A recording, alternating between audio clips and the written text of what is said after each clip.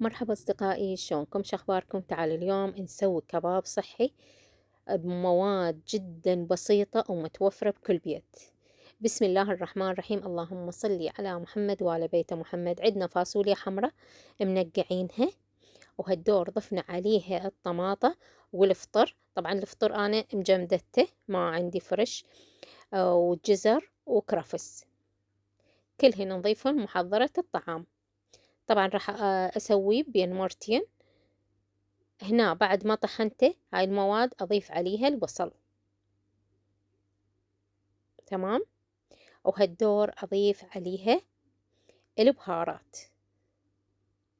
البهارات عندنا كمون وفلفل أسود وباربيكا وثوم مطحون وملح، وإذا تحبون تحطون بهارات مشكلة حطوا، ماكو أي إشكال، وتحبون تحطون أيضا معجون خل. وآخر مكون راح نخليه هو الشوفان. وبعد ما طحناهم كلهم سوية عجناهم كل الزين، وبديت أسويه أكببه هيك شلون كبابة.